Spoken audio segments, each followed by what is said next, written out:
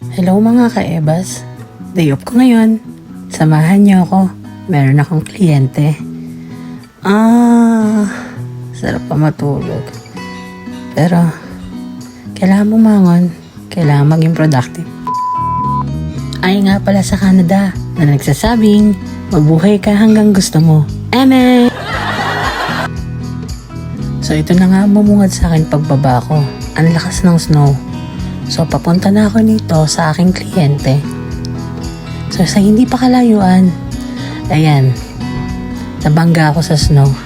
So maraming salamat po sa mga tumulong sa akin para makaalis sa balahaw si KD. Fast forward, nakarating na ako sa bahay ng aking kliyente. Siyempre, may pakain. So, yan. Kwento-kwento kung anong nangyari. Dami kong iniebas dito para hindi nila mapansin. Ang dami kong kinuwang sinangag. Nagre-reklamo pa nga ako at lasang green peas ka ako ang kanilang sinangag.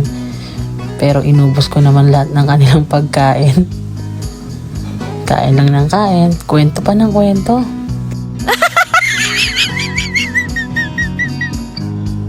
So dahil busog na tayo, magtatrabaho na ako.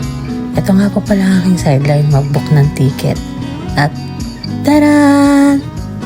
Yan po, book na si Kuya Balong. Tapos na ang aking trabaho, kaya ako ipauwi na. Pasalamat nga ang aking kliyente dahil success daw. Lumalakas na rin kasi yung snow, kailangan makabalik. Aba, nagsashovel ng Erickson. Eme lang yan. Ako'y uuwi na, tapos na ang aking trabaho. So sa mga gusto magpabook dyan, message nyo lang ako. Pakainin nyo lang ako, okay na. Di naman ako naniningil eh. Dapat lang busog ako habang nagla-laptop. Hanggang sa muli mga ka-ebas, Eme!